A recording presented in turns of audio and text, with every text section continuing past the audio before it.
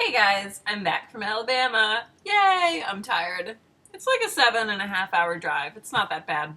But when your cat's in the back seat going rear, rear, rear, rear the entire time, just kind of cuts into you like a knife. But anyway, I think he's asleep somewhere. I just finished making this week's video for our Pagan Opinions, and I went on this tangent accidentally, and I stopped myself, and I hope it's not too boring. But I started going on this tangent about the broom closet and this need to be secretive, and I cut myself off in that video because it just was not the subject for the week. But I thought I could talk about it here because it's got me thinking. So I'll start by saying that there's an awful lot of conversation going on constantly about this thing called the broom closet.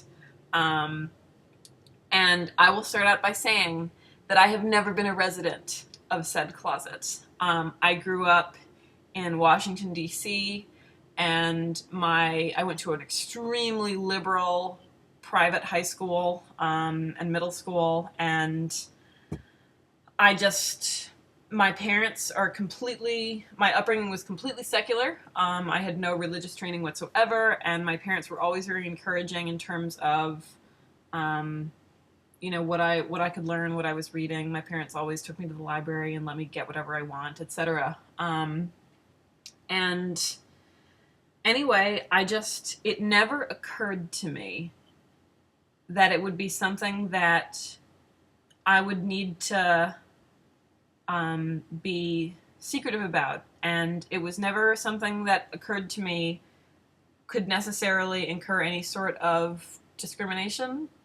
And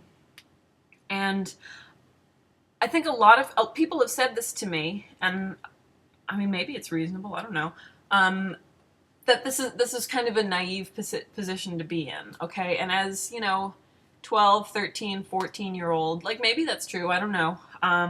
But going back and reading some book like Teen Witch or I don't know, like To Ride a Silver Broomstick, a lot of the newbie books that everyone reads, a lot of those books come with cautionary tales about discrimination, and they're packed full. Sometimes it's very subtle. In a book like Teen Witch, it's all over the place, but there are all of these warnings about being open and discrimination against pagans and the burning times, blah, blah, blah. And I don't think I paid attention to that stuff when I read it the first time when I was a kid. And now when I read over that stuff, I just can't take it very seriously. And I recognize that it's because potentially where I grew up, I mean, the environment I was in, I've never experienced discrimination of any kind as the result of my being pagan. And I'm very, very vocal. I'm very, you could tell I was pagan by looking at my house. Like, standing on the street and looking at my house, another pagan could pick me out immediately. And I think, I think it's pretty obvious of me just walking down the street too. You guys see, I frequently am wearing a pentacle necklace of some variety or other, but even when I'm not, I've got a Papa Legba Veve on my purse. I've got the little gay pride flag, and these things are not neo-pagan necessarily, but I think we tend to run in the same kind of subcultures and the same kind of groups. My hoodie is a dinosaur, okay? Like, I'm generally not the kind of person that people are intimidated by, or,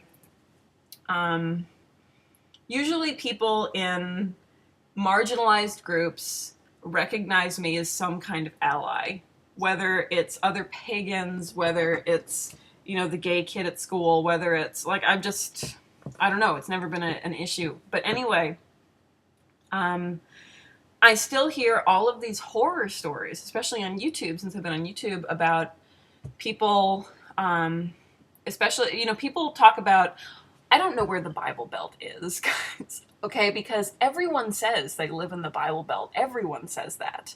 I always thought that it was somewhere in the South, but everywhere I've ever lived, people have said, oh, it's the middle of the Bible Belt. wherever it is. I mean, I've heard that out west. I've heard that in the Midwest. I've heard it in DC. I've heard, like, where is the Bible Belt? Is that a real thing, guys? And I'm not just kidding. Like, I seriously don't know, because what ended up happening was I moved down south. Okay, my parents left DC and the DC area, and now they live in Huntsville, Alabama. I live in North Carolina. I've lived in multiple places in North Carolina. I've been all over the state because all of my friends are all over the place. My sister lives in South Carolina. Like, I'm pretty comfortable with the South, okay? And I've still never experienced any kind of backlash about being openly pagan anywhere. So I have to wonder, I'm not saying that it doesn't happen, because I do know that it happens, but I sort of wonder if the reason why it's not an issue for me is because I don't even register it most of the time. And it came up for me because I told you in my last video that I found this hoodoo shop in Madison, Alabama. Might have been Huntsville, but that area. And I was talking to the women who were working there, and I was just asking them about their shop and, why they decided to open, etc. Because honestly, I'm interested in business. And they were talking about how there just needed to be a safe place for pagans and other kinds of magical practitioners to get any kind of supplies they would need and books and blah, blah, blah. And one of the women was telling me about her experiences at the Barnes & Noble in the area, and how she was just sick about, she'd go in, and if she'd find a book that she wanted to buy, or a tarot deck or whatever, the clerk would give her a weird look, and she was just sick of it and blah, blah, blah, blah. And I hear all of these stories, especially about shopping in places like that, like Barnes & Noble and Borders and big public places, where you make some sort of purchase that's pagan related and the clerk says something, or the clerk makes a face or whatever. And I've never had that happen to me. And I wonder if it's because I just don't register it. Because when a clerk makes a face at you, it's not necessarily religious discrimination. I'm not saying it doesn't happen. That's not what I'm saying at all. But I do think that some people go looking for discrimination. And I'm not saying this to be an asshole. I'm saying this because I remember this very distinctly from being a young teenager and starting to practice Wicca. And there was a girl in the group of friends that I had, and we were all interested in Wicca, and she decided that we were going to be a coven and blah, blah, blah, blah, and you know how the story goes, okay? But anyway, it's like, she read Teen Witch, and Teen Witch is packed full of all these horror stories about, the new burning times and people doing bad things to pagans, and oh, you got to be careful who you tell, and you could lose your job and your children, and and suddenly she started having all these experiences where she was being discriminated against, and it just wasn't right, and poor pagans and poor us and blah, blah, blah. And I don't know, like, we shopped at the same stores, and so I have to wonder if she was just looking for it, or if it wasn't happening and she was making it up, or something was happening and she was misinterpreting it, because I find that most people don't care. I don't know. I'm making this video because I was wondering what you guys think, because I know we all talk about, I'm not saying that religious discrimination is not a real thing, because absolutely it's a real thing. But I think in the grand scheme of discrimination, neo-paganism is not really on anyone's real hit list. I just don't think we're that scary. Like, is that naive? Maybe that's naive. And you know what? I'm not always the most observant person. So, maybe the clerk is making a face, and I just thought she had something in her teeth, and so I didn't register. But anyway, if you guys have had, like, experiences that you feel are, like, legit pagan discrimination experiences, like, and you'd be willing to share them, let me know, because I'm really curious, because I just don't think that weird faces from the Barnes & Noble clerk counts. I don't know. Someone setting a cross on fire in your lawn counts. Okay, but, like, the clerk smirking at you, I don't know, like, people smirk at me when I buy Hillary Duff albums. Okay, don't tell anyone I said that. But, like, I don't know. I'm wearing a dinosaur hoodie. People smirk at me all the time. So, I don't know.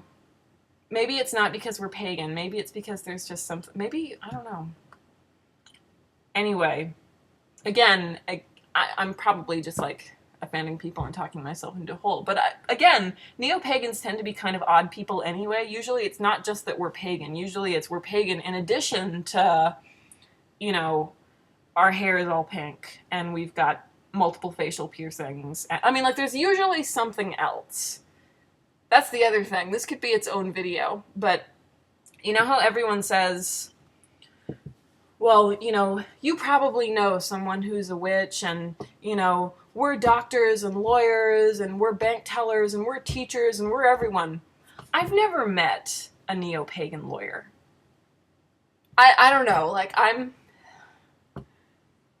I think we do tend towards the same kind of professions, and I think, having been around the pagan community a whole lot, I think to some degree we can be pigeonholed in a certain way. Again, doesn't warrant discrimination. I'm not saying that. I just want to meet these pagan lawyers that everyone's talking about. So, anyway, and a pagan doctor? I don't know. I'm sure they're out there. If you're a pagan doctor, let me know, because that's really rad. And Silver Ravenwolf says they're out there, but I've never met one. They're not hanging out at the same festival as I am. So, anyway, Broom Closet Stories, let me know, because I've never been there, and it sounds pretty shitty. So, and where's the Bible Belt? If you have answers to any of these questions, let me know. Okay, bye.